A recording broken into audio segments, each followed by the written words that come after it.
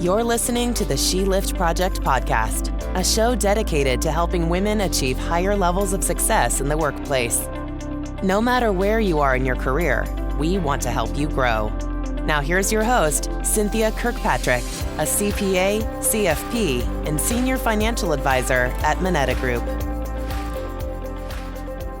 Welcome to the She Lift Project podcast. I'm Cynthia Kirkpatrick. Happy today to have Kristin Thompson with us, and we're going to talk about, we happen to be in the same industry, we're going to talk about that, your journey, and things you face that are ever present in your current life. So thanks for coming today and being with us. And yeah, thank you so much for having me. And what I was starting to say is, from listening, I've been listening ever since you had a friend of mine on and I found the podcast.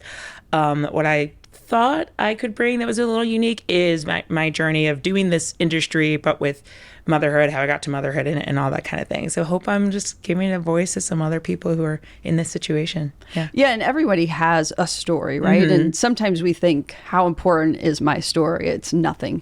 But really, there is going to be, I mean, how many stories have you listened to where you're like, oh, yeah, that speaks to me. Mm-hmm. And it may not be the whole thing, but there's bits of it that you can learn from. And so I think as women, I don't know, this is not where I intended to start with, but I think as women, we often discount our stories or we don't I think so. realize that it is important to share. Yeah. I don't know where that comes from. And this is probably wild, but I remember watching Survivor when I was younger. I mean, it's been on for years. And there's always this adage of like, the women can't work together. Do you remember that? That was an old adage on reality TV. And the older I've gotten, I think that there's a little bit of this culture of us just not talking about our experiences. So I don't think it's that we can't work together at all. I do not think that at all, having lived. But I think that for so long, it was deterred for us to share our story. So it created this inherent, you're not going to work together because you're like, that woman doesn't know everything I'm going through. Can't relate to me. We're so different. When really, hey, she might be reacting that way because that's how she's handling the exact same situation you're in, but she's processing it that way. And so me starting to talk about my own journey and hearing more women say, I've been there too, has really led and pushed me to seek opportunities to share for the people who aren't as comfortable yet. I think some of those things are potentially self-fulfilling prophecies. Yeah. And I'm older than you. I have children that are older than you. I have a boy and two girls.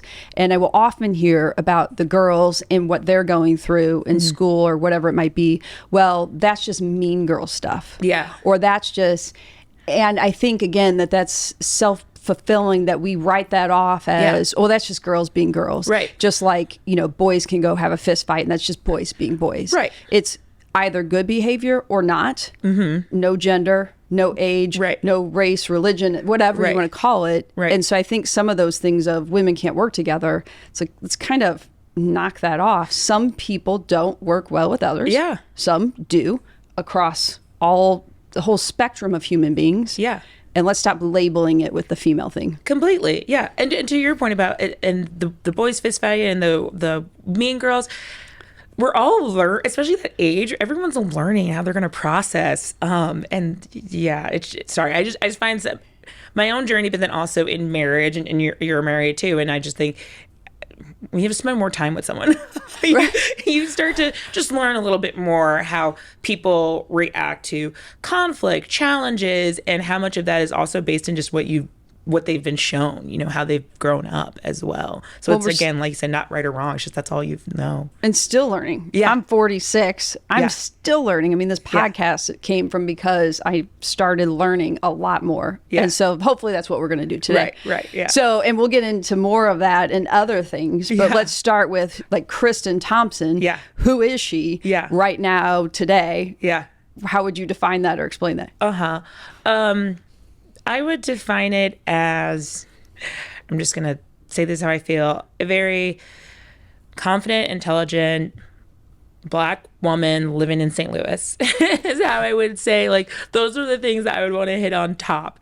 And then there's other things that fit under your umbrella. I'm married. I just became a mom 4 months ago and all those things. But I do list it in that order because I found, and so much of what I say is couched in being a woman, because I do think it's a big part, having to unwind some of the things you've learned when you were younger.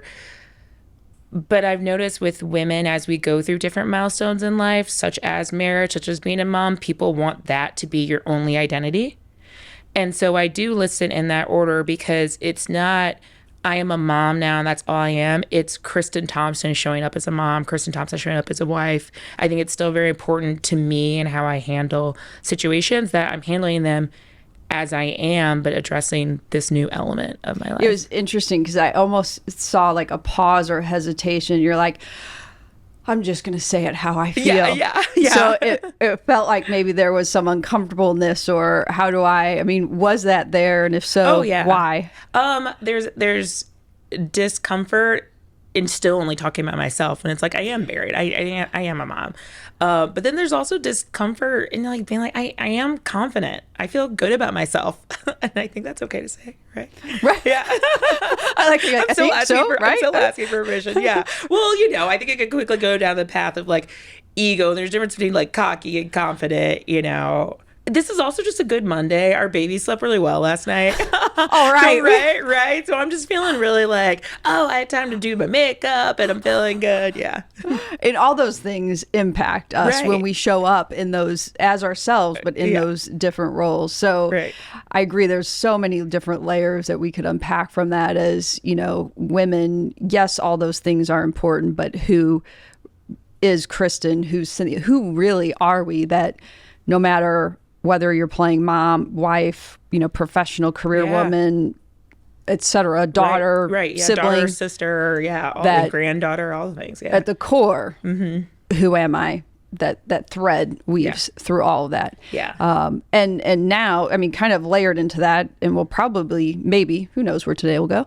We'll lean more into kind of the mom, what you're dealing with now, which is great you got good sleep, so great to hit with you right now. But you are, and I connect with you on this, I would probably still consider it a more male-heavy dominated industry. For sure. Higher level financial planning world. You had a degree in mathematics. Yeah. So again, if we think decades back, women, girls don't do math. So having gone through or representing that side of yourself too, as we talk about this whole situation. Yeah. And I think having that degree teed me up for being in this industry, because there weren't a lot of people who looked like me pursuing that degree either. So I think it prepared me for, I'm just in it to follow my passion, to bring my best self to the situation and to achieve. I don't really care who is sitting next to me. Like, that's not my bag, And I would imagine, and I'm not in your shoes, and gosh, if I don't ask this correctly, but one, there's the female thing. Yeah. I'm guessing there's the additional layer. Yeah. Of being African American. Yeah, for sure. Not a lot of minorities. I should say African Americans at my college pursuing mathematics. I do feel that way. But then in the industry, I don't think there's a lot of Black females, and I don't think there's a lot of Black people in general, but I do come across more Black men.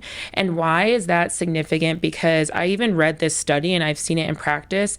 They say that in herds or groups, we relate sooner across gender lines. So if there was a white man, a white female, and me in a room, me and the woman will connect sooner, even though we're not the same race. But then likewise, which is my situation that happened more, white male, Black male, and me, and they will connect sooner and engage with each other more than I would with the Black man, just because that's kind of how we relate. Again, this is just like a study I read. Don't quote me. But I also do think I've seen it in practice. So it creates an interesting dynamic from the top that I'm kind of got to run my own race kind of thing. Which, Pun intended. That is interesting. I never makes sense. Yeah. I don't think I've ever thought of it that way.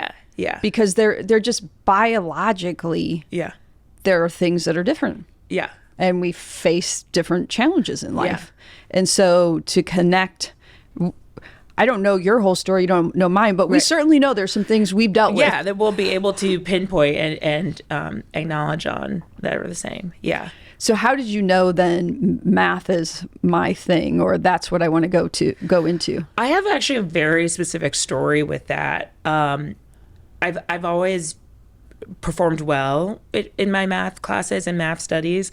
And I was doing my math homework one day at the kitchen counter, and I was in high school. So, they're starting to think about, what do you want to study? What do you want to do for your future? Because that's going to dictate college.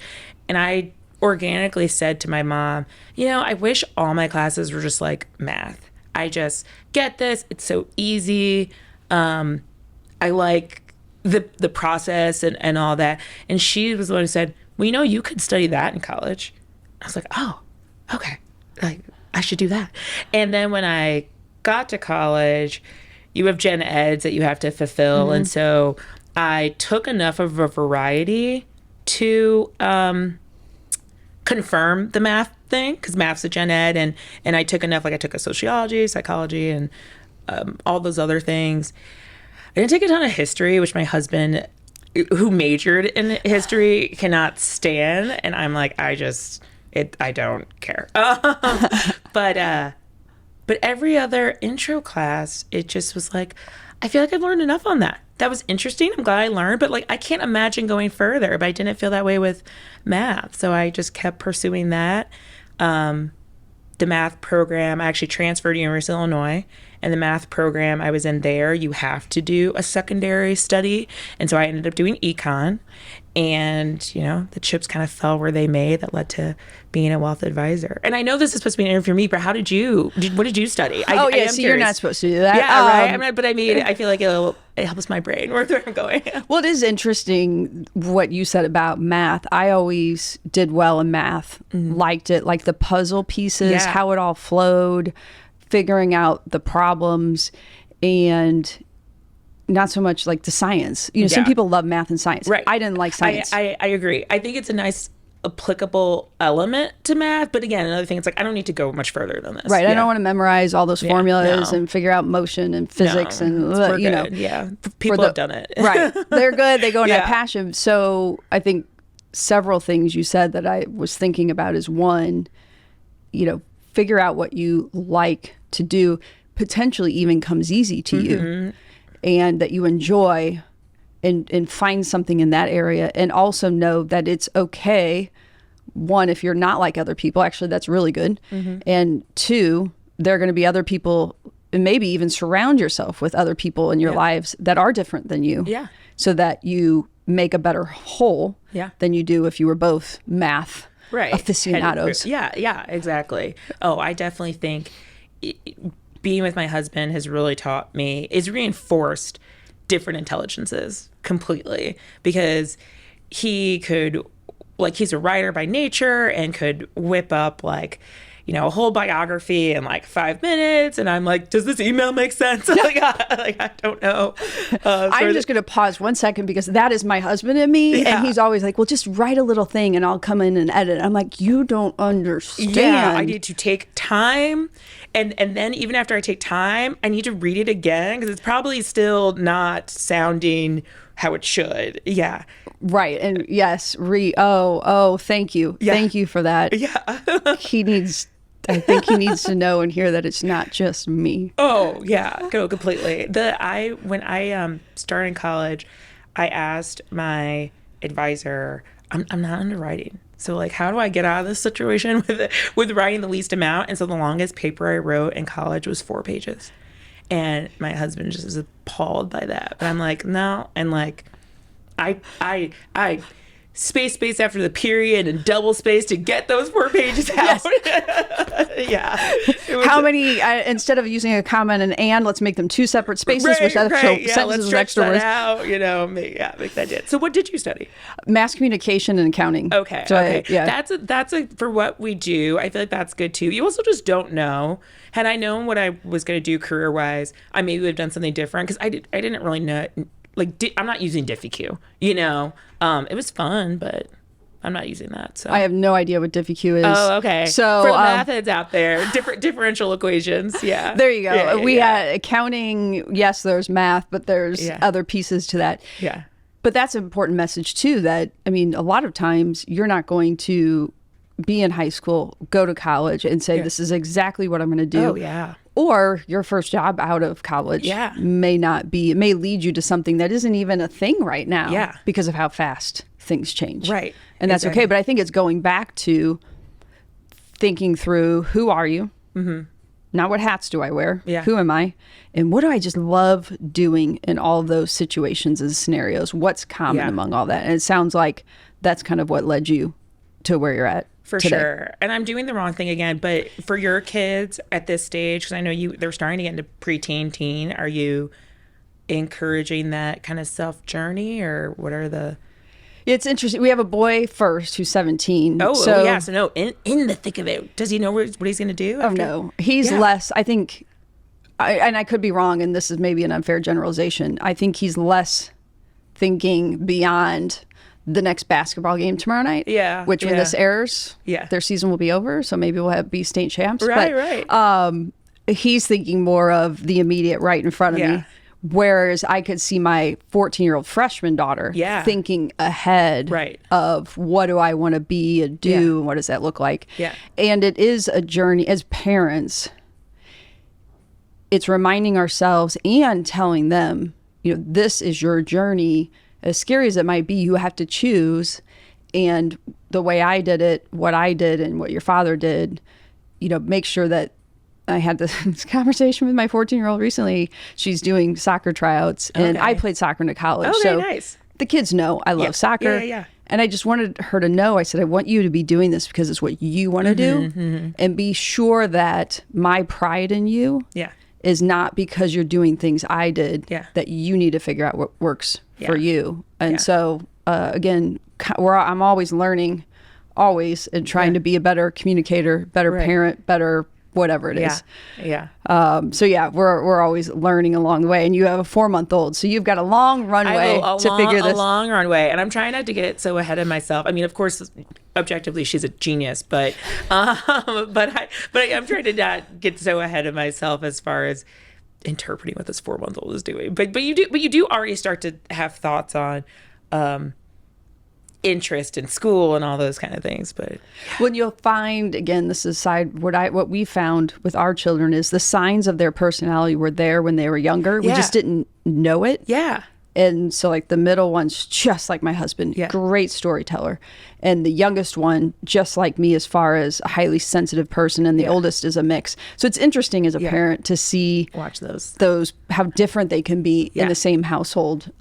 Those sorts of things. But that's an interesting part of your journey and where you're at today, because you just went back to work a month ago. I did.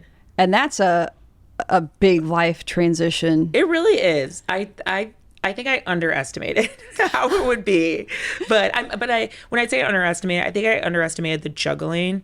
I'm happy to be back at work. Very, very early on, I knew like this is the right thing, because obviously some people don't know if they want to turn back to work, or financially someone needs to, but they're crying and it's terrible. That it was not the case. It's more so the juggling. That's when I think up to this point, your story begins long before we got pregnant, we had a baby, and I'm back to work. Is you and your husband struggled with infertility problems, and and that was important for me to talk about, because I just don't think it's talked about a lot, and I think it relates to how I started this by saying I'm confident, because that shook me to my core, my confidence. I mean, the ability to reproduce at its core kind of relates to your identity as a woman, right? That's just you don't hear the stories that it just might not happen easily. And so you have this, who am I? Well, I've got these parts of my body that breed other human beings, and so if you can't do that, and I had an instance, minor, in our journey of having kids, but I remember it just shook me that it wasn't happening as I had expected it to happen. And I think, and you don't have to say it's minor because of what I went through, but I do think, to your point, so many women can relate to it not being what they were told. I think you're told in school, just the minute you don't do the right thing, like you will be pregnant, or on the other end, the Mean Girls quote of you have sex, you get an STD or whatever. And so I don't know if I'm supposed to be saying all that on this podcast, but so not only was it the process of why is my body not doing what I'm supposed to be doing, but also for me, I've never worked so hard and done also everything I'm supposed to, and it also not go right. So that was really hard too, because early on, when you also don't know, people don't know your story, more women aren't talking about this, people are like, you should do this, you should do that. Like there's a lot of unsolicited advice. And then you just get to the point where I had to just tell people like, it ain't happening. Like you just need to stop. This is not going to happen naturally for us. It's just not. Yeah.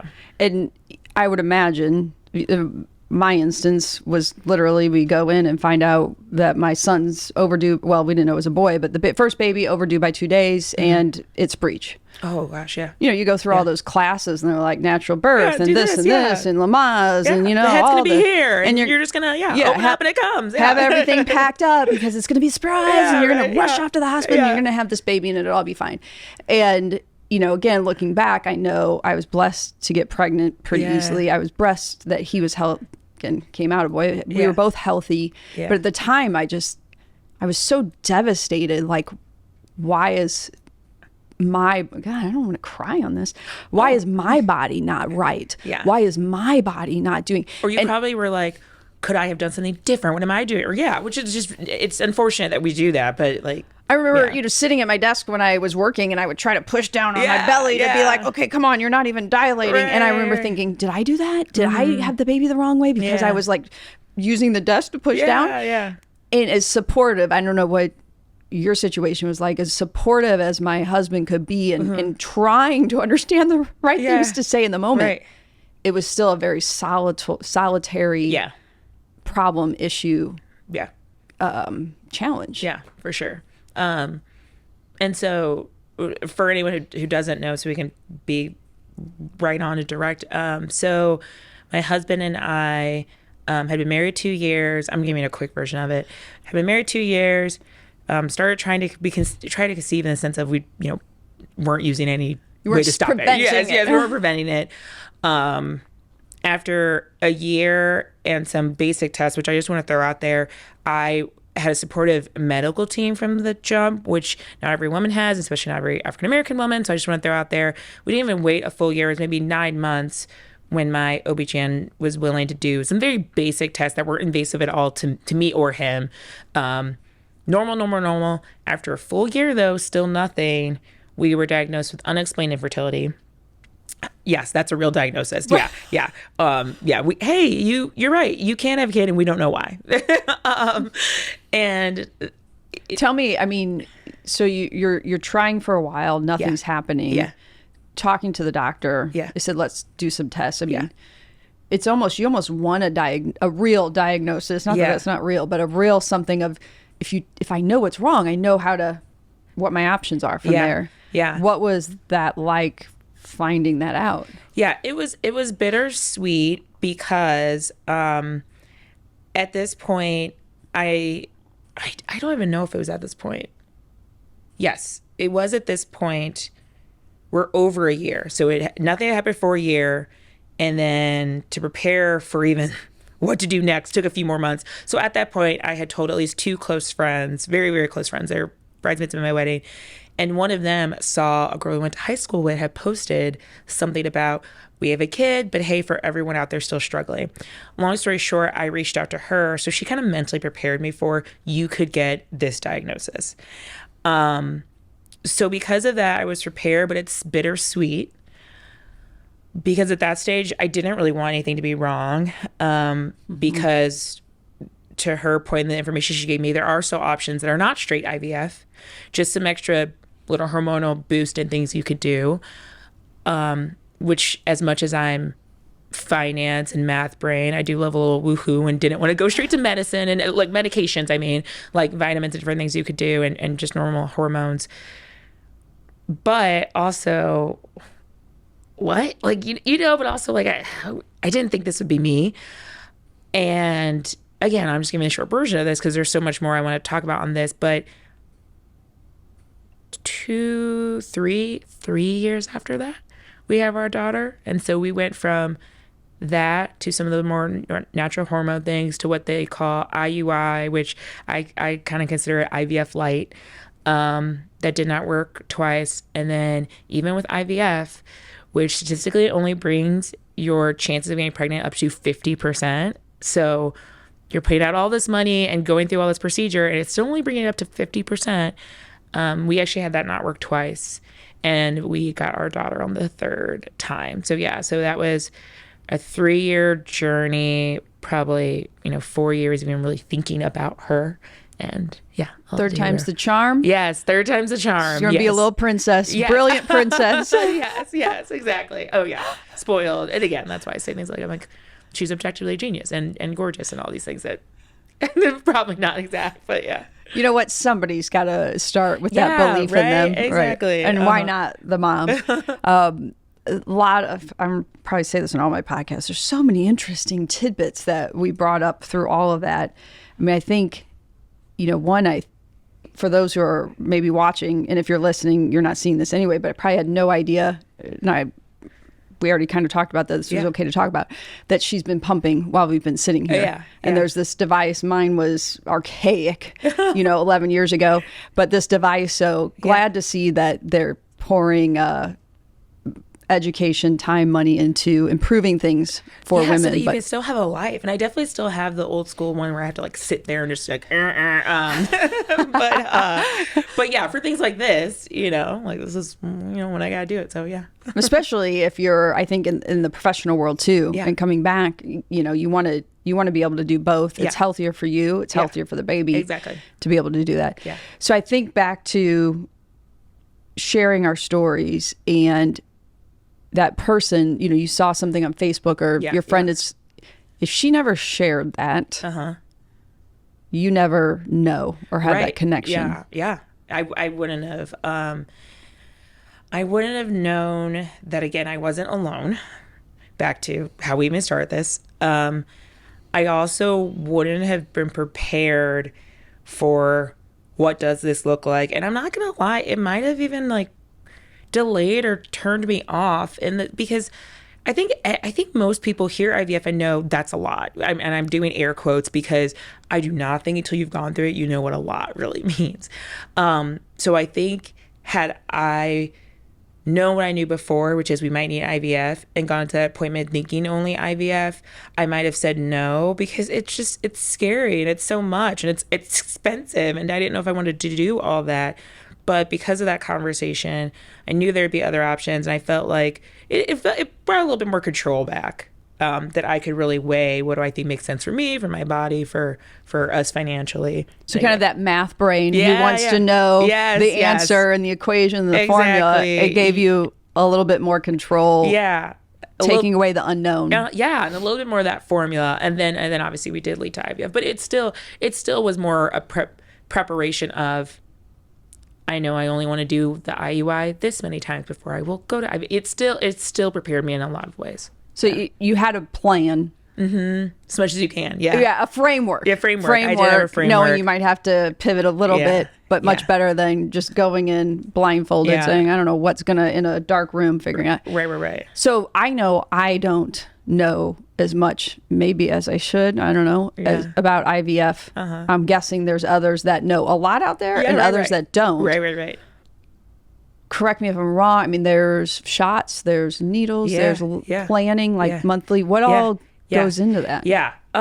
So like I said, I don't think people know how much a lot really is. Right. So to get a little technical, kindergarten playground technical, because I'm not a doctor.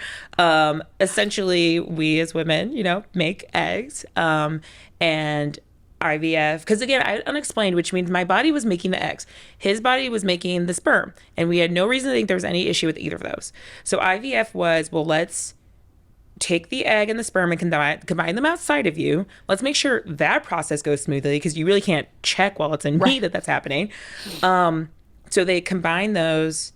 And then once they know, okay, we have a healthy embryo, they will transplant it back into me at the time that I would naturally ovulate before your period. Okay. So if you ovulate, that egg doesn't get fertilized. You have your period because it goes away.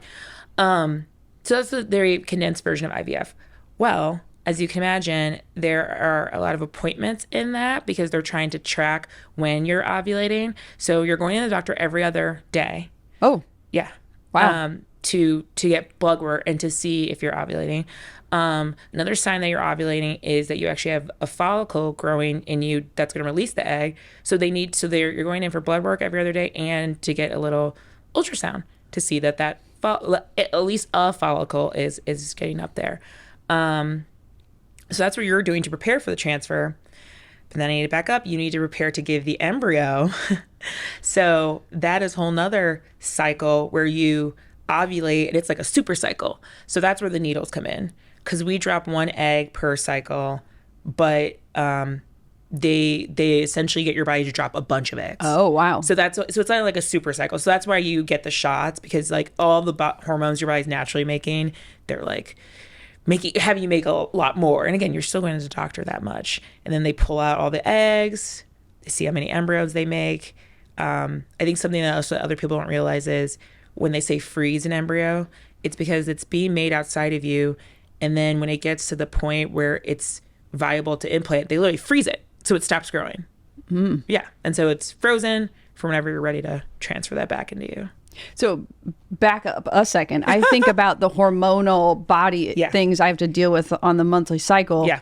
And they're like... And they're doing more. Yeah. Giving you a lot more hormones. More, what does that do to you? Yeah. It does a lot. And you know what? I'm gonna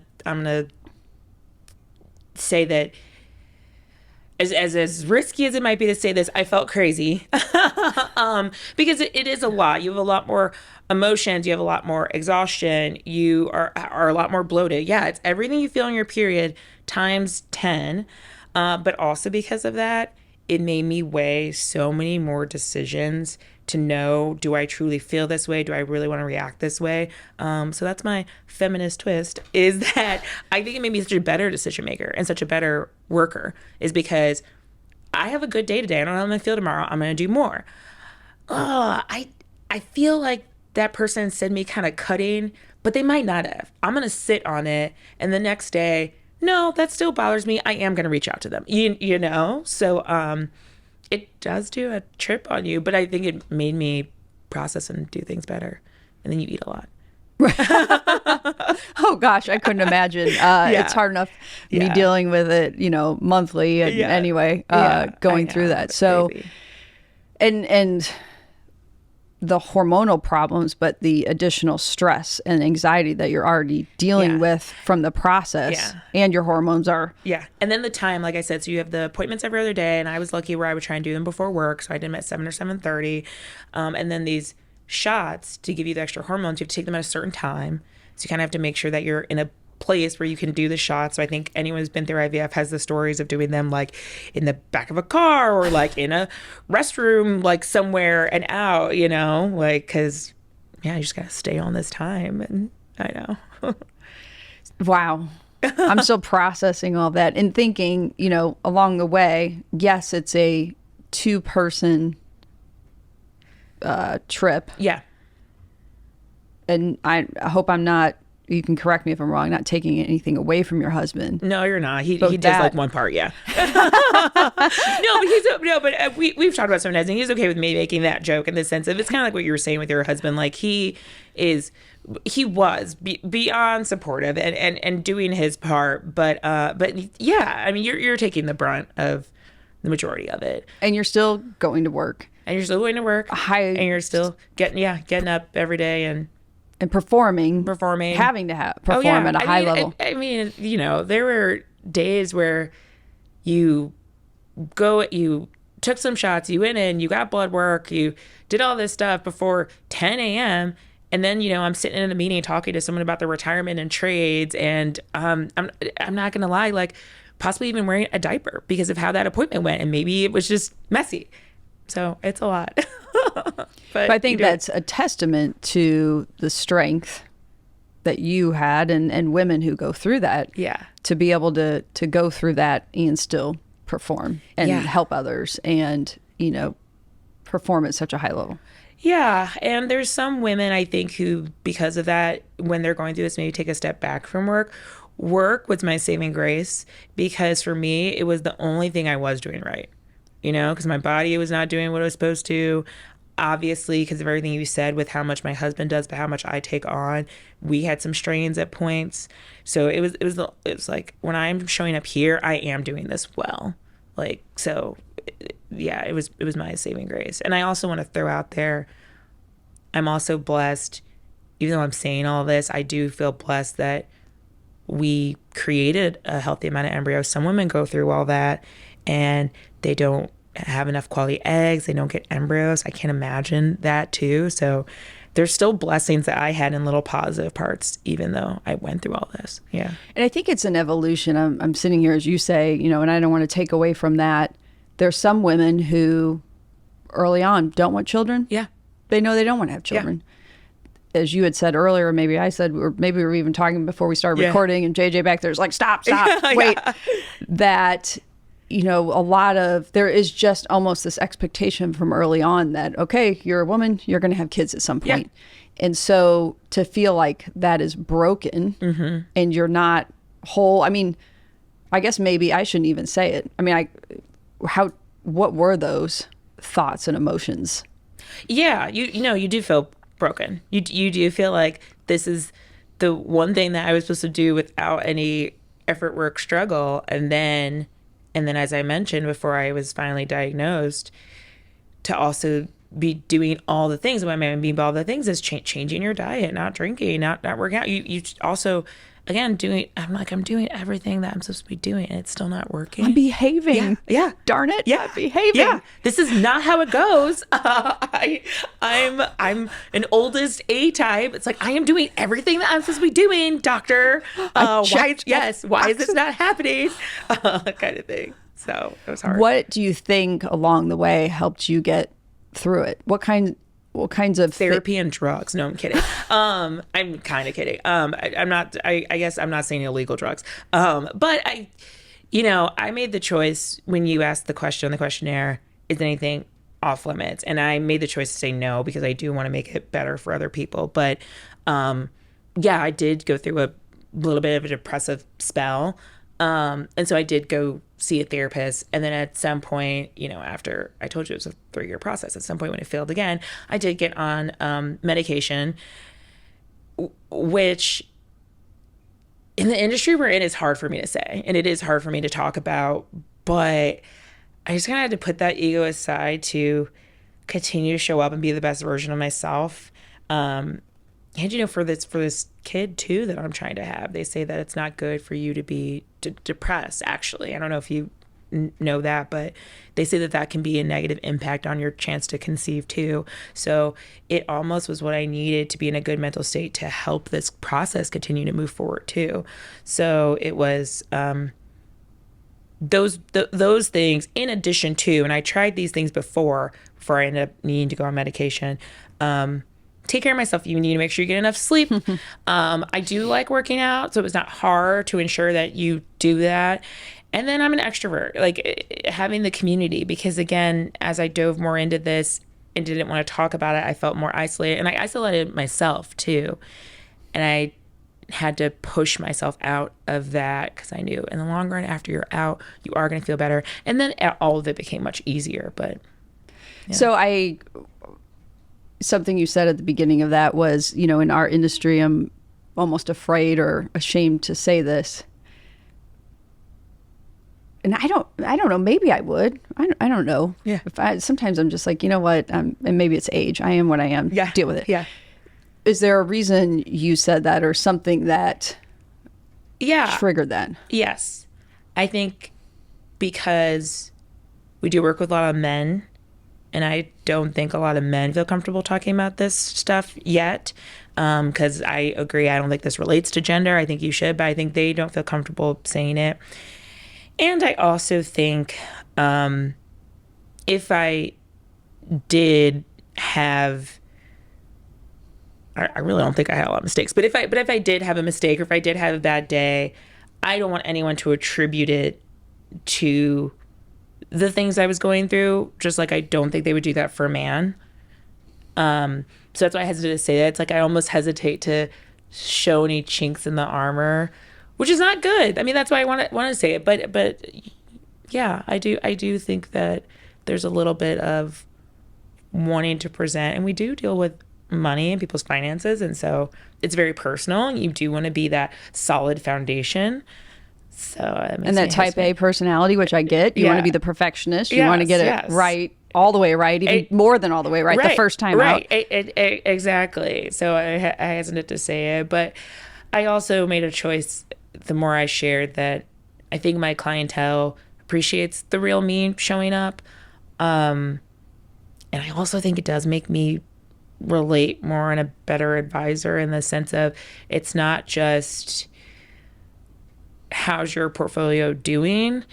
It's, well, what's your narrative on money? How did you grow up feeling around money? And addressing here's why it's good we get this percentage return, because it's going to give you enough. And I know you have a scarcity mindset, you know, and right. Well, it's real life. Yeah. It's, there's numbers on a page, but that only goes so far versus exactly what are you really going through? Yeah. So wanting to be that steady rock, it makes me hesitant to say, I wasn't steady.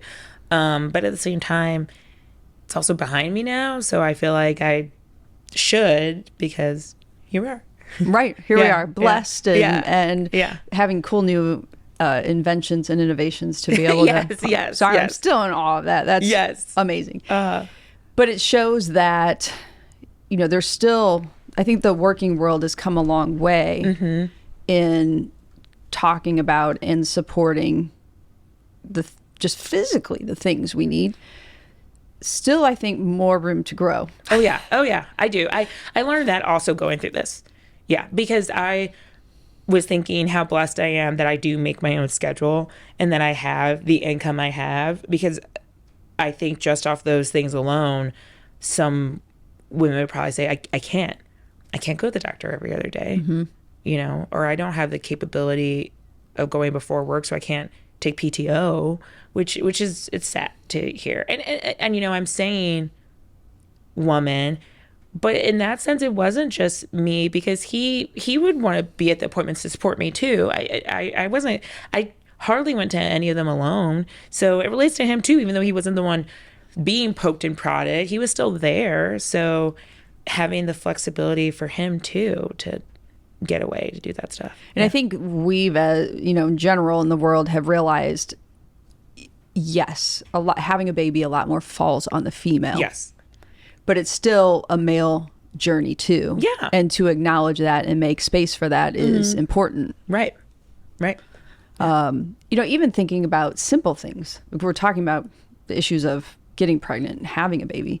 But there's a lot we deal with even when we aren't pregnant. Yeah. And, we don't, it's just not talked about. And again, I'm comfortable with it. I know not everybody is, but, I'll even just talk to my husband or other women at the office of, oh my gosh, it's, almost that time of the month. I'd rather stay home, or even as simple as hair and makeup. Like I was just going to say, or you just don't want to wear pants with buttons. Yeah.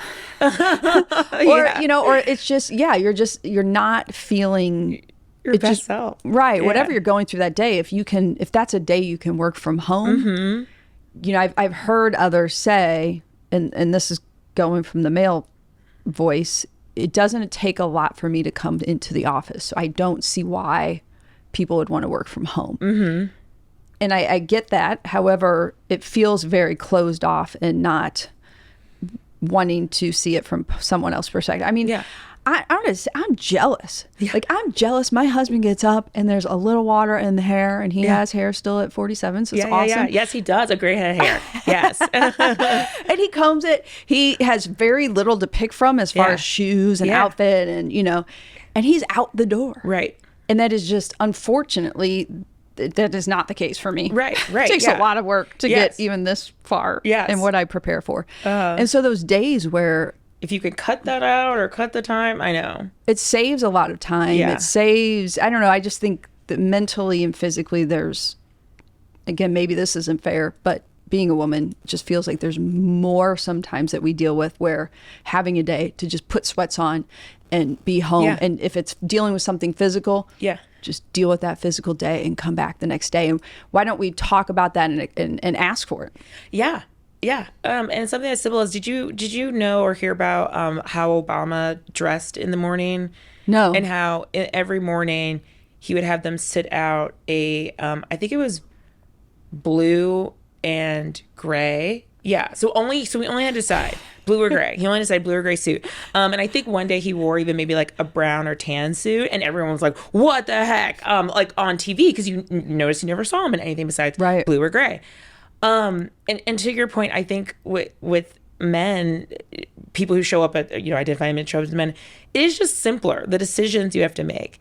And so to your point of wearing makeup and how we look, sometimes it's just as simple as, I want to cut out some of the decisions. And I just think as a woman, we have just more decision. Walking out the door, I'm not even saying effort, just walking out the door requires more decisions to be made. Am I going to wear a dress, or am I going to wear a skirt? Am I going to wear the blazer? Am I going to do this? And sometimes you just don't have to do that. Is it flats? Is it heels? How far am I walking today? What do I need to, is it more professional? I need heels Right. Or the hair up, or not people, because unfortunately I do think there's a polishedness that adds to a level of respect and professionalism. And with women, there's just more decisions to have to be made if you have to do that. So that's why working remote or having a little bit more just even time arrival flexibility relieves some of that pressure. And no, I always feel like I have to say this or other flip the coin. Like, none of this in my mind is, hey, we're sitting here and bashing men. No, in fact, I'm saying I would like to be a man in some regard. Yeah. It's just different. It's just different. I completely agree. Because I'm sure you feel this way too. Feel so much support from my male colleagues. It's a matter of just not knowing, because they don't have to go through it. Right. You know, and so if we don't talk about it, how could they ever know? I was going to say, and so you just have to be the ones to bring up and be like, hey, could you consider? Because otherwise, because they're surrounded by other men, if you don't say it, why would they change it? It ain't broke, So you have to bring those things to their mind of, hey, well, here's the other side that you need to consider. It's the classic why you want more diversity in places, period, so that you hear other perspectives, because it's not broke for other people who are. When I've had people ask, about this podcast, is it just for women? And really, I mean, I can't imagine there's one human being out there in the world that doesn't have a woman in their life some way, somehow. Yeah. Mom. Right. Yeah. A sister, maybe it's a spouse, grandma, maybe it's somebody you work with. Somebody you work with, all kinds of things. And to hear about these things is important to help elevate all of us. Yeah. And I think from that perspective, a lot of, I don't know what the right words are, conversation about the challenges we face. But I think in what we do in just the corporate world, whatever, in general, you touched upon it, diversity, that being women, we bring different things to the table that help us be successful or help us be different in specifically what we do and just business in general. Yeah, exactly. I mean, do you find that there's certain times where it's like, being a woman or having my perspective in this specific situation actually was really helpful? Well, I always think all my opinions are helpful. There you go, confident. It goes back to the confident.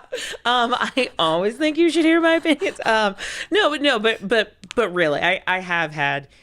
It's when you have that said back to you. Hey, have you considered this perspective? And sometimes it's you're speaking for someone else who's not in the room, but you're making it better. Or sometimes you are speaking for someone in the room who just didn't feel like they wanted to say it, back to this whole showing weakness or different things. So I think sometimes as a someone who shows up as a woman, you I think it allows you to sometimes ask the questions, plant the seeds in a way that because you're different, they might listen to it. Whereas maybe if I was another male who said, well, maybe I want to work from home, they might feel like they'll get bashed or something, for lack of better words, layman's term. So it allows me to say that and then have the male allies support me and say, I feel the same way too, Yeah, and that really is, it's a good point, because it is, I think we need allies. It's not just women for women or just men for men. It's as human beings. Right. At the base, we're all human beings. Right, exactly. And with that connection, what do we need and how do we have allies, and people who can help us speak up anywhere and everywhere. Right. I mean, I've even had some colleagues, I'm talking about the men, who wife just had the baby and they're like, I kind of want to stay home a little bit for longer too, but they're afraid to push for that because they weren't the ones who quote unquote had the baby. But that's a life-changing experience for them too, and they want to be present. And so sometimes I might need to be in the room to say, let's consider this, but it's making things better for everyone. And I think what I've seen, I don't know if you've seen it in what we do in our profession, and it's just different when you're in with a client meeting, and there's just, the ones I've experienced is having this, whatever's going on inside this female brain brings something different to that conversation or that relationship, which is usually beneficial. Yeah. As you probably can tell, I do like to learn. I just didn't want to learn history. But I read this other communication study about how men talk versus how women talk to each other. And men inherently have this one-up conversation style. So, did you see in the game last night? Yes, I can't believe X team won. Yes, it's the first time they've done this in so many seasons. It's just this natural one-up. And we want to bring everyone together. And so that same conversation, did you attend this yesterday, might be, no, but tell me more about it. Or, yes, I've heard about it. It's just more of a encouraging discussion. So now you take that into what we do in the financial field, and easily men could get into the market's doing well. Well, yes, because this industry and this sector, And sometimes people just want peace of mind. And so I think that's how we communicate naturally. So if you're on here and you're thinking, I don't talk like that, it's just a natural occurrence that probably happens. And now that maybe you'll talk differently. I think that's how we can be helpful, because it's halting that one up for a second and addressing, so does that make you feel more comfortable about where you are? So how does that impact if you're going to stop working at this age or that age? Let's bring it back to this big picture. And again, bring you back into the fold that I'm not your advisor who's I'm talking over you. I'm your advisor because I'm making sure we're on the same page and you feel good about your plan. That's at least how I approach things. Yeah, I think it's that, let's educate in a way that you're not talking over. Right. And let's, are we all understanding this well? Right. And I don't know about you. I often get, I just don't know. And I just don't know this stuff. And it's just a stupid question. And I often say, whatever your profession is, I can't go do that. Completely. Yeah. So why on earth would you, or and not that maybe you are thinking this way, but I certainly don't expect you to then come in and be able to proficiently talk about what I do 24/7. Yeah. That's why we need everybody. That's why we need an OB. That's why we need, because I certainly can't figure all that out on my own. For sure. I mean, to your point, I always say, and it gets a laugh when they're like, I just don't feel like I know any of this. And I say, well, if you did, I want to have a job. Right. So I am meant to have some of this and bring that to you. And like you said, and there's things you're doing, attorney, OBGYN, or whatever it is. And there's different seasons of our lives. I feel like, when you're in high school and college, Taco Bell is going out. Oh yeah. And then you get, into your first job and you're like, well, let's go to Applebee's, because that sounds a little bit more mature. Yes. And then, or you have your first home and you're mowing your own lawn, but eventually you're like, I don't want to do that. Right. And I have kids or I can't. Completely. So you hire a lawn person or a cleaner. Yes. Or whatever. And maybe early on in your career, you don't want and or need a financial advisor, planner. Right. But there are times where it's like, what? Maybe this is just the time where it's big enough. A mistake could be a big mistake. Right. And I don't know what I don't know. Yeah, completely. Yeah, that's the other caveat or avenue I give. I because we've all been young and poor at some point. I've changed a flat tire. I've, inspected. I did not change the oil, but I've done the little like dipstick. Dipstick. And that was enough. That was enough to know I don't want to have to mess with this. But I could. And so, like you said, there's different seasons, and my new I've made it thing is if there's valet, I'm probably going to pay for it. I don't want to search for parking. I've just decided. So. Well, especially if we're dressed up and we have heels on and we got to walk far. That's the thing. I don't want to have to carry. I used to do this. I don't want to have to carry the flats with me or the change of shoes. I don't want to have to do that anymore. And that's I'm old enough and where I'm going to spend some money. Right. My family makes fun of me because we will be going somewhere. They're like, you're always the last one out the door. It's because I'm thinking, okay, how long are we gone? I'll bring a water bottle. Yeah. Plus I should bring this in case. And I'm thinking about all the potential things I might need to carry with us. Oh my gosh. Get out the door with a baby. They have so many things and it's taking a lot. I'm getting better, but it's a lot. And as soon as you plan as much as you possibly can, they throw a change or a wrench or something into it. I feel like those are. I've been pretty happy. And when I say happy, I'm not getting frustrated because I feel like those are like mother milestones. Like I definitely texted one of my friends. I'm like, well, I had my full suit on and she spit up on me moment, like, mom milestone kind of thing. I've had, Even though I put the burp cloth on, but she conveniently miss that. Oh yeah, they know where those things are and they go right around it. They're like, oh, you want control? I don't think so. Yes, I'm in control. Exactly. I will be for the next 18 plus years of your life. Yes, exactly. What, you have a lot of success and you've gone through a lot of things. Well, I think it is. I mean, to do what we do plus go through the non-work challenges and still have a smile on your face, still show up, still help others, still all those things. I'm sure many people out there would be like, wow, one day when I grow up, I want to be as good as Kristin is. That would be so cool. I hope so. Well, and maybe this even goes back to, I love that you said that because at the beginning you said confident. Later, you said all my opinions and everything. So I think women, what is confidence to you? That's a good question. I think it is knowing that you have the tools to achieve a goal.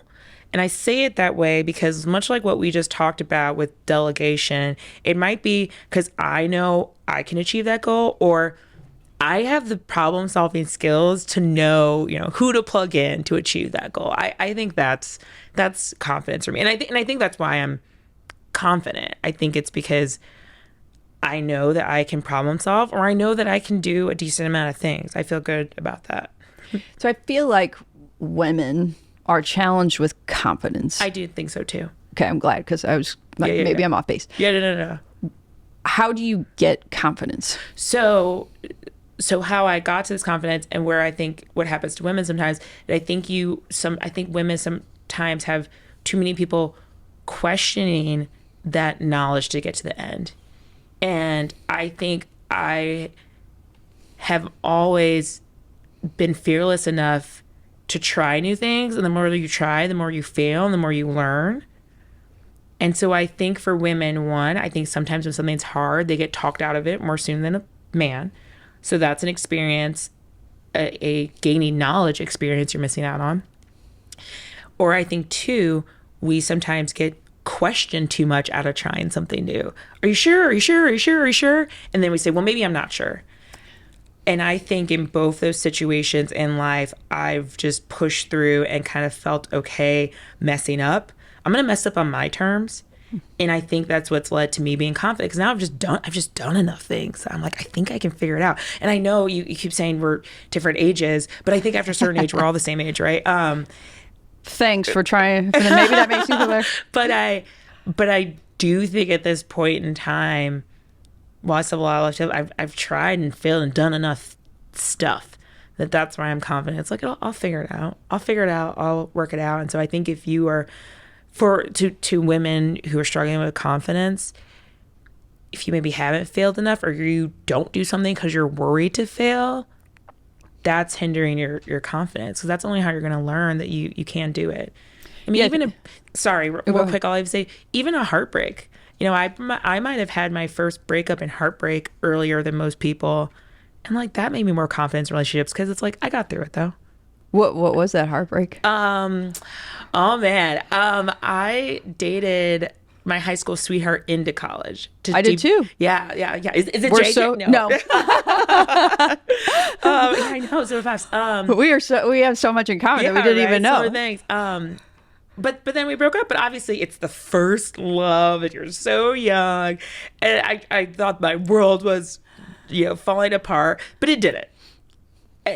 And that in itself, for me, really gave me a lot of confidence in relationships moving forward.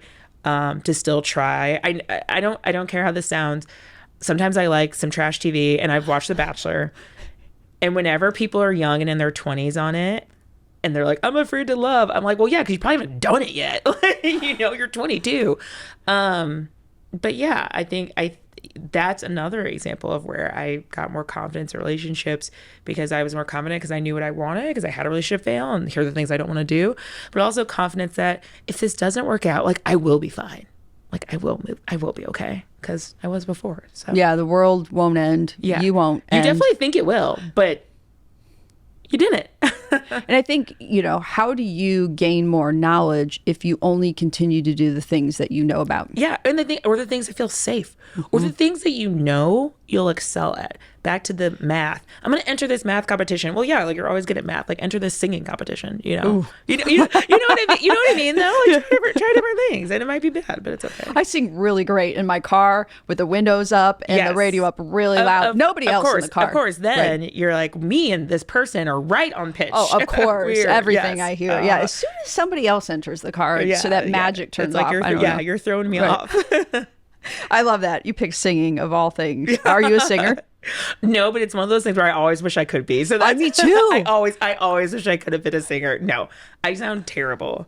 I thought in my older age, like when the kids are out and I can do things for me, dancing. I would love to learn swing dancing and maybe singing and vocal, but I don't know. At that point, it's like, I'm just going to be me, maybe. We'll see. Yeah. With singing, I'll just like keep going to karaoke, and I shine in showmanship, not the vocals. But dancing, I don't know. I don't think it's too late for that. Yeah. Like that's something to still keep on your list, and I feel the same way. I really hope my daughter, yours is into soccer. I don't know if has some dancing capability, but I want to be a dance mom. Like I want that.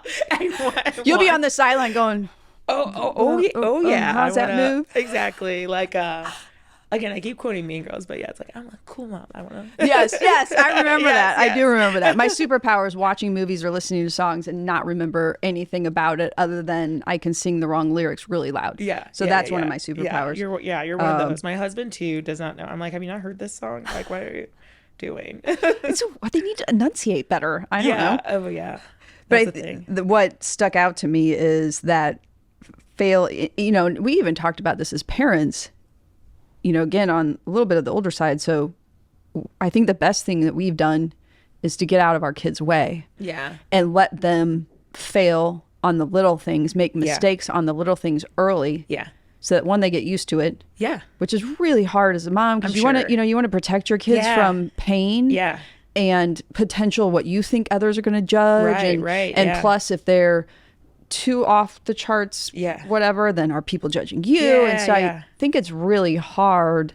However, we can normalize that with them as children, that instead of being this perfect, the way you look, what you do all the time, fail early on. Yeah. And it's cute when you're little. Right. That's true. But then you can't be, getting into, again, your 30s and still like, oh, we still need to loan you money. Like, it's not cute anymore. Right. your 30s, like, oh, you're back at home with mom and dad again. Like, it's not cute anymore when, like, it's on account of your own thing. Not, if anyone had to do that for choices. But, right. Yeah. Totally. Things happen. Yeah, right. Get it. But for your own mistakes, though. Yeah. Right. And, building that confidence through, like you said, trying things, figuring out what you love and you're passionate about, and keep, learning to grow and pivot. And you never know what the next stepping stone will be if you don't put yourself out there and try. Yeah, Any sure. other, throughout your career or whatever, challenges you've had to overcome that you've learned from, failures that you've had to more failures. Gosh, I think this is a good quality that I can't readily pull them up. But yeah, I mean, you know what, I talk so much about being confident, and I think that is a recent failure I'll talk about, which is I have a colleague that I work with a lot who's younger than me. Even though younger than me, we've worked together for still a decent amount of time. Like, I scooped her up and started working with her early into her business. I had been there 6 years and she had just started. And now I've been there almost 13 years and she's approaching 6 years. So I think for that, I kind of took for granted the dynamic role of me kind of being more the leader and her being a little bit more the side person. But she's been there 6 years now. Like, she's very capable of running meetings herself, doing things herself. And she did pick up a lot of that slack while I was on maternity leave. So now I'm coming back into the fold, and I don't think I treat us as much as equals as I should have. Both in the workload, but even sometimes how I communicated with her, which I didn't even realize. And she kind of had to check me and say, like, hey, like, I know what I'm doing and I've been doing this. And so that was a failure, and it was really humbling, and it was good to I told her, I was like, I know you. And so I know that was very hard to bring that up to me. And I want you to know I respect you. And it was good for me to get a step back and be like, okay, like, this push charge confident attitude did get me to here, but there's still things I can learn to always make sure that I'm making sure everyone feels good around me and I'm still treating everyone in the appropriate way. Because sometimes this attitude can bulldoze people, but. Yeah. Well, that's good that you recognized in her that, I think, to even say, I know that was probably really hard for you, and I appreciate that and welcome that. And now how do we, I'm still learning and growing. Yeah. Like the old school, 20, 30 years ago, the leaders had to know everything. Right. And you did not admit when you didn't know. So right. I think, credit to you to be able to acknowledge that part of her. Yeah. And she doesn't have to be just like you to be successful. Right. Exactly. And also, it's like, that's not who I'm trying to work with. I'm not trying to work with my copy. Like, you need to compliment me, and so that was a failure, communication with her, and then like how we handled that client situation. And so I then had to step back, and I'm like, you do know them better, because she'd been working with them while I was out on maternity leave. You should run this. Yeah. And I'm going to be your side part on this, which is fine. Yeah. And it's going to allow you to do different things. Right. I know, that's the other thing. I'm like, you need to chill. You have other things going on now. Yeah. And I think through, again, finding kind of my passion for what I do, finally started out in accounting, all those different things. Yeah, you're too, not to knock accountants, but you're too, like, engaging with people for that. Yeah. Do you feel like that? Well, I do have a mass communication degree, although my counselors at the time he was a mass comm professor, and he was literally, Glenn Cerny, he was like, what am I going to do with you? And I was like, I don't know, we'll figure it out. Yeah. So that, I think, helped. Yeah. And I'll say I'm pretty introverted. So really? At the end of the day, on the weekends, I like alone time. I need time to decompress. I recharge. Take everything in. Yeah. And I don't just get rid of it easily, which I almost think to do what we do has to be a passion. Oh, for sure. Because it's high demand, it's high energy, it's high fast pace. Yeah. And so thinking about that, what is it about what you do that is that passion, or what do you love so much about what you do or what we do or whatever? Yeah. It's everything that you're saying that I can imagine for you probably is really draining. But I kind of love getting all in people's lives and worlds and taking all that in. I do just find people fascinating, and so it's interesting, but it's also, as I'm sure you've seen, so fulfilling when you do get to that goal, whether that be they paid for that wedding, they bought that house, they paid off that debt, and or they're retiring and you're so many years in and they're feeling really good, like that part came later, because obviously when you're early on, you haven't had clients get to those goals yet. So that came later. I early on had the passion of working with people, and this is really interesting. And now I'm having clients who are retiring, are hitting those goals, and it's really fulfilling. And I do think my work is really important, and that all keeps me going. I tell people, maybe you'll be able to add more to this and teach me on this. We know more about our clients than anybody else in their lives. The doctors don't know as much. The family doesn't. They don't know as much.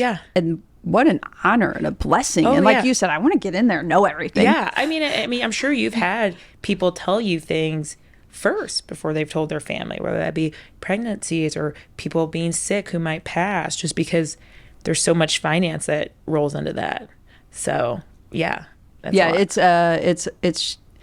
and it is a blessing. It's an honor, I guess, to be that in my mind, that connected with somebody else, that they would share that with you. Now, in order to do our best job, we have to know it all, but I feel like they also don't have to tell us all. So I don't know. It is. Some people might say, well, of course they need to tell you all that. Yes and no, but there's yes and no. I think it makes us better the more they do, but yeah. Do you have a favorite story of working with, and being in this industry? I know it's really hard with how much we can really share about what we do because of, SEC and whatever. We can only be limited so far, but a favorite client success story, or just you're right. We can't go into too many. So I have two real quick. So one was helping clients, their kids were in high school and they did not feel adequately prepared for covering college. And what are you going to do? Like, they want to go to college. We're going to make it work. Here's the shifts we'll make. And then a great aunt passed away and left the money. The great aunt never had any kids, to my clients' kids. And it just completely changed everything.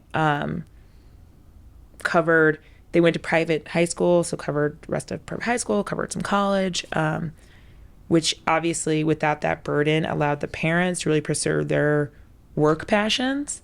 That was just really amazing and exciting to see it in that many facets. Not only how we immediately helped, but it helped me be an advisor to other clients as far as pushing them to do their estate plan, because you have the story of like, hey, this isn't even just about you. This is for even beyond you if we do this properly.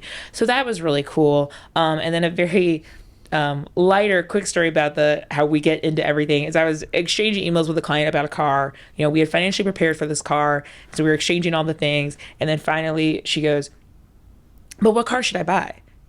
And I was like, I can't tell you that. Right. There was so much trust in me at that point that it finally got to, and which one should I get? And I was like, I can't do that. And I literally replied like, I'm right there with you, but like, no, you need to choose the best car for you. So that was kind of funny that I'm like, wow, like that's how engaged and how much trust she has in me, that she thinks I'm going to be able to. And there might have been someone who would have, and I'm like, I'm not going to know. Like, right. I mean, which car. It's fun because you want to be everything and help them with everything. I know less than zero about vehicles. So I shouldn't say that. I mean, I know how to turn them on. I can check the oil dipstick. I can fill up. But it's always been, for me, it gets me from A to B. So it's like no, I can't. Like, there's gonna be so much more. Like, even trying to pick out my own car purchase, I'm like, oh. I keep updating my car. I have a Toyota RAV4. I have a 2023. And before that, I had an 18. And before that, I had a 2009 Toyota RAV4. I just keep updating it. Well, I don't want to. Right. I know it's, I just don't need to worry about that. Right. Like you said, I'm Obama-ing my car choice. I was just going to say, we already have so many choices in the day. I want to limit. I'm like, I'm just going to keep updating the car. And I'm glad you said that because, again, everybody knows my husband's sitting in the corner, but sometimes we get to the evening or the weekends and it's like, well, where do you want to go to eat, or what do you want to do and when? It's like, I don't want to decide anything. Oh my gosh, anymore. yes. Like, oh my gosh. What do you want to eat for dinner? I don't care. Yeah. I mean, the biggest fight is, what do you want to watch on TV? Like, if we have, I mean, again, we have a newborn, so if we have time, which we're starting to get some time back, I have said, do you know how many decisions I made today? Just put on something. I can't put on a movie. No. I don't want to be like I just want to be able to watch and go along with the story. Yeah, right. I don't want to have to make decisions or be too intellectually challenged. Oh yes. Well, that is where trash TV comes in. You know why I didn't watch trash TV when I was in my 20s? Because I wasn't doing as much. And now that I'm in my 30s, I get it. Because you don't have to think at all. You can come in and out. You can miss episodes. You're like, I know exactly what's happening here, because it's not that complex. Right. So don't feel guilty out there. I feel less and less guilty, because I'm like, oh, this is why this is appealing. Like, you literally, what do they call it? Like, maybe like brain dessert, or they call it something, because it's just you don't have to think that hard. Yeah. You don't have to think at all. You don't. Well, a lot of things that I probably want to look up anyway in this whole conversation. What I didn't know coming in was, I'm like, I know this is going to be a great conversation. Oh, thank you. That's good. Oh, yeah. And I thought, I hope so. Again, I think I'm interesting. I think you're interesting too from all this stuff. I have more questions for you. Yeah. Well, I think, how do two people in this, I'm sure you're very exciting at parties like I am when they say, what do you do? And you start talking about like, I look at tax returns and I plan, and then you just see them go. Oh, yeah. A good way to shut down conversations is to be like, I'm a financial advisor. And they're like, walk away. Yeah. Oh, 100%. Yeah. I often try to say, look, I'm going to tell you what I do, and you're going to have this vision and judgment. And so I will tell you, just know that, we're not, it's varied. And then at that point, they're like, oh, what do you do? And then I say it, they're like, right. I get it. So, I wasn't sure, where, I never know where these conversations will go. Yeah. I think of all of the podcasts we've done so far, and the ones that haven't even been released yet, we haven't driven into what makes a female a female. And maybe that's not the right words to use, but the pieces of our bodies and a lot of mindset, but our physical bodies of what we face, and just how that is a plus, but also a minus. Right. Well, not a minus. I know what you're saying. Just the additional challenges and obstacles and differences that we need to overcome, because it hasn't been built into business and corporations and commerce for the last hundreds of years, because we're just getting into it. So I think it's something that needs to be talked about, needs to be shared. Yeah. And I think we were just waiting for the right person to sit in that seat to be able to share a piece of that. Because I'm certainly, having had 3 children, I didn't know a lot of that. And so we all need to learn from each other. Yeah, for sure. And, when I first, I do think having the math degree is a factor, because I knew there weren't a lot of women doing this. I knew there weren't a lot of Black women doing this, but none of that deterred me because of the math degree. It's like, I'm used to doing my own thing.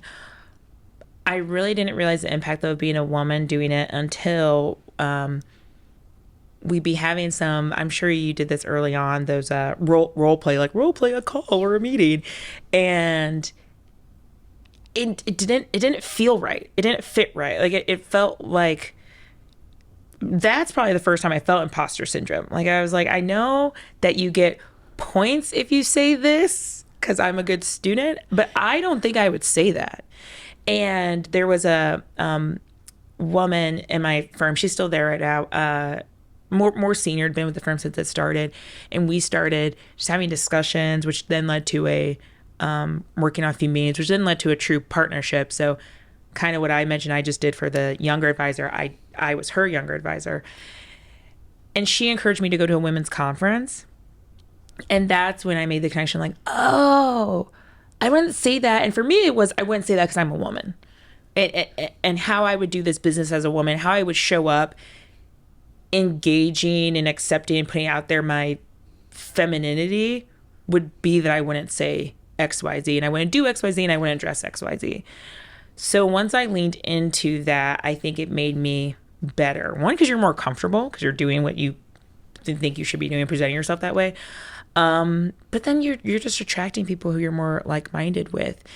And that made sense for me, but that experience has encouraged me to anyone who's getting into this business, you need to find your way to be your authentic self. And for me, it was leaning into being a woman. But for someone else, it might be leaning into your age, where you're from, your sexual identity. I don't know what it is. But for me, that's why I keep talking about the woman thing, because the more I leaned into that, the more it did help me be better. And yeah, having conversations about your not telling them. I don't have conversations about that often, but just acknowledging that we are different, how we do things, and it made me better. Yeah, and it's not attaching a good, bad, or ugly or anything to it. It's just saying the facts. Like my facts are that I have to deal with this, and sometimes I prefer to deal with it at home. Yeah, whatever it might be. Yeah, but having the safe place ability to say it, but also I think what you said, whether it's our industry or really any industry,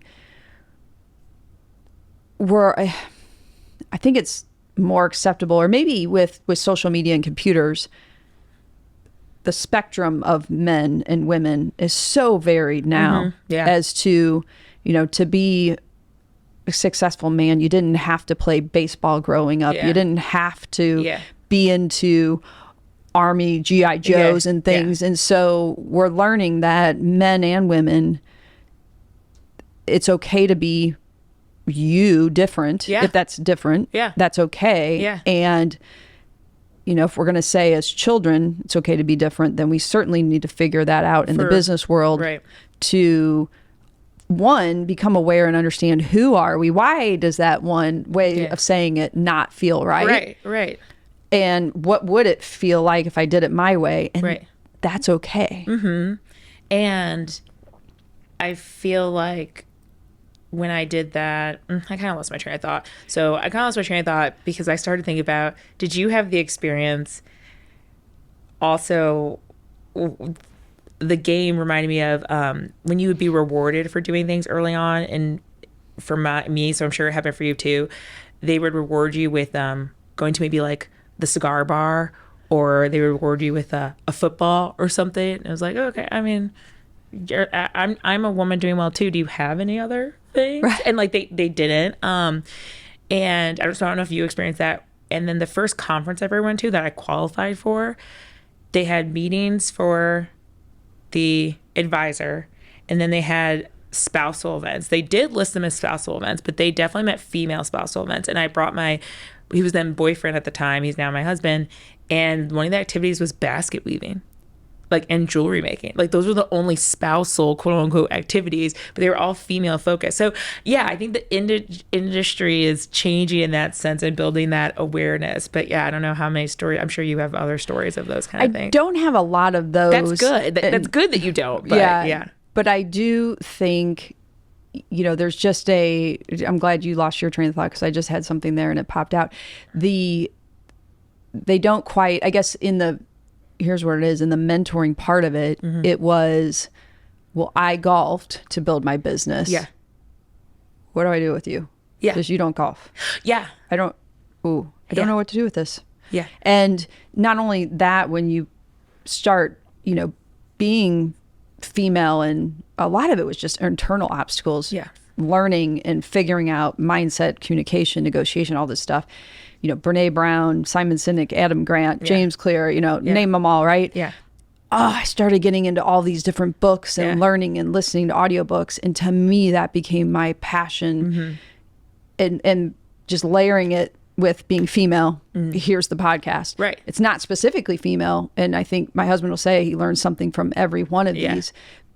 But it's so different than the paths that they took. Yeah. And it's not a negative. It's not they don't know. Yeah. And so it's bringing that non-judgmental, non-negative awareness. Yeah. And the ability to say it's okay to be different and do it my way. Yeah. Because if I lean into that, I will be successful. Yeah. And I remember my train of thought back to how it's not about male bashing. I also want to point out that while I leaned into my femininity, I've always been someone, because I think I'm good with people. I always got along well with my male colleagues. So it was not about that. It was not about I don't want to do this that you're doing. But to women out there who are also navigating this space, there's a way to be comfortable and engage without giving up who I was. So to your point, no, I never golfed. I didn't want to golf, but I didn't want to golf because my dad's really into golf. So I've been out there. I know I find it very boring. So I can speak intelligently on it. And I know enough about it for a discussion, but it's genuinely just not how I want to spend my time. So again, navigating how it's still, this is not me saying that I was attempting to be a bro and it didn't work out. No, I was always being myself, but it was comfortably saying, and being myself means I'm also going to say no to doing a golf event for my clients. And that's okay. And I'm going to do some other event. And I also, sooner than other people, put out there, I like working with women. And when I say put out there, like, change my bio, put it out there. And which was a little risky to be so narrowed in, but I'm like, it's the truth. And none of that included bashing men, saying I don't want to work with men. It's just, this is what I'm going to put out there too. So yeah, I went through, I'm just, it's almost comical, went through the same exact thing. Yeah. I think playing sports, I've always gotten along well with men, women, no issues or things. Yeah. There's a certain something that when a woman who comes in and is scared or nervous, and she could be with her husband. Yeah, exactly. And they say, well, we're coming in because I'm going to die before her and I want her to be comfortable with. Yeah. There's something where you see kind of this wall and this fear and this anxiety wash away. Yeah. Because you can connect with them and make them feel safe and heard and explain things that it's like, okay, let's slow down. Right. Let's come back here. Right, and go, exactly. Come down, let's go to this level and we're talking about the basics. Yeah. You know what? We might talk about that for 2 or 3 more meetings. Yeah, and we won't move on to the next thing until you feel comfortable with that. Yeah. And I've heard things of, you're cutting out half the population. I'm like, I'm not excluding men. I like men. Yeah. Completely. I mean, I'm married to one for 20-something years. I pretty much still like him. Yes. Depends on the day. Yeah. But been there. No. Yeah. But yeah. It's like I still, I'm not cutting myself off. I mean, there were some other things that I've heard of. Women don't make the money. Women don't make the financial decisions. What are you thinking? And I think it's fulfilling to put this kind of stuff out there. Yeah. To see that. Yeah. And you know what? I'm going to have it as part of my life game plan, and I'm going to be me and do it. Yeah. That's all things how I felt too. Yeah. So we could go on. We've been going, I'm looking at my watch now. You actually see it going on for a while. Yeah, and it's all amazing, great stuff. And we talked about so many different things. I know. Well, I know we'll have to get like a coffee or lunch or something. Yeah. Yeah. Whatever it is that we want to do as women, might even be me trying to remember what it's like to have a 4-month-old, because it's been a long time. It's giving me all the thoughts and tips. Yes. It's been way too long, and you have too many new cool toys that I weren't around. We had stone tablets back when I had them, and chisels. But anyway, so I wanted to say, I feel like she would have more fun just with a rock and chisel than some of the toys. They like the boxes. Yeah, completely. Like a cup. We've already seen that. Yeah. Yes, the best gift we ever got, and I think we got it as a gift, was these, like, I think it was Walmart, probably $10 or $15, stackable cups that had numbers on them 1 through 10. Best gift. Yeah. Ever. Yeah. And it was so, we'd stack it up and they'd rush over to knock it down. It was great fun. And I'm pretty sure I saved all of them. So they're still in the basement sometime when we have grandkids and we become, we treat them better than we treated our own children. That is a thing. That's 100% a thing. I get the call like, how's Olivia doing? Like, how's everything? And how are you? I mean, I guess I'll ask about you too. I'm like, I am here too. Thanks. Yeah, right. We're good. So I just appreciate you being, like we talked about in our business worlds, we need to be true, vulnerable, open. And so being so true, vulnerable, open, talking about so many different topics, but a lot of great advice, whether you're female or you have a female somewhere in your life. Yeah. It's important to listen to. So going out to find you, I'm sure you're on LinkedIn, you're on, how do people find you? Right, I'm on all the socials. But yes, LinkedIn, Kristin Thompson Pelker, business page. On Facebook, I think it's Renaissance Financial and then Kristin Thompson Pelker. And then on Instagram, and you had Mish on. Yes. So she gave me the idea for this, actually. So on Instagram, I'm Financial Fertilization. Ooh. Yes. So she gave me the idea for that because I had been sharing on Instagram already a lot of my journey. And then I was like, but I kind of think I want to do a business Instagram, but that's a lot to maintain. She was like, you can just combine them. You could call it like financial fertilization. I'm like, oh my gosh, that's why they pay you the big bucks. That is amazing. That's why we need the writers in our lives to help us get 100%. creative. So I need to like give her another royalty check or something. But financial fertilization on Instagram. Miss, you heard it here. Yes. She said it. Yes. You're welcome. Yeah, right. No, don't help me down. No. Well, thank you for coming. You guys know where you can find her. And stay tuned for more success and more financial fertilization tips that she's going to share out there. Thank you, Kristin. Thank you so much. This concludes another episode of the She Lift Project podcast. To hear more episodes of the show, subscribe wherever you get your podcasts. And to learn more about our mission of helping women reach higher levels of success, visit sheliftproject.com and sign up to receive the latest news, ebooks, videos, and more.